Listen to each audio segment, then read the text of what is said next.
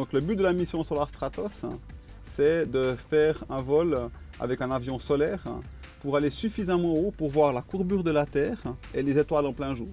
Alors l'objectif, bien sûr, c'est de démontrer qu'aujourd'hui, grâce aux technologies, que ce soit électrique ou l'énergie solaire, on peut dépasser ce qu'on peut réaliser avec un avion à énergie classique, donc un avion qui fonctionne au kérosène ou à l'essence.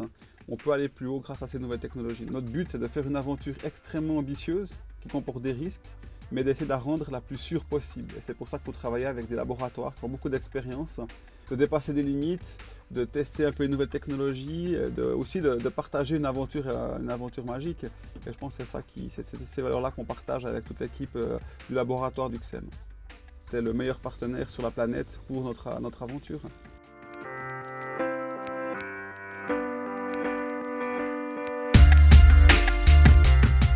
Le projet CTI que nous avons fait ici, qui s'appelle WaveTips d'ailleurs, avec le CSEM, vise à introduire du vrai wireless depuis la roue jusqu'à l'environnement du train d'atterrissage. Donc c'est vraiment une première qu'on a faite avec le CSEM et qui devrait nous permettre petit à petit à monter sur les avions des capteurs sans fil qui sont capables d'amener des mesures de grandeur physique très importantes sur différentes parties de l'avion.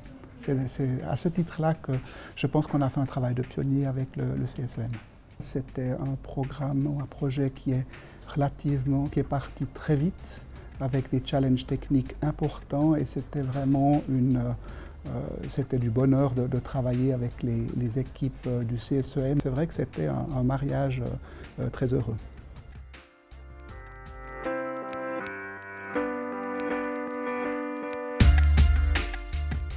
Le CXEM nous a apporté son expertise dans le domaine des revêtements nanostructurés, qui nous était complètement inconnu. Et le fait qu'il possède plusieurs brevets dans ce domaine nous a fortement rassurés au départ. Le CXEM a l'avantage d'avoir l'habitude de travailler avec l'industrie.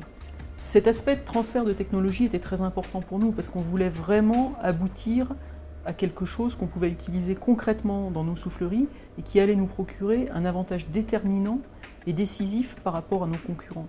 La mesure de la pression instationnaire à la surface des maquettes est quelque chose qui va intéresser toutes les équipes de chercheurs en aérodynamique dans le monde.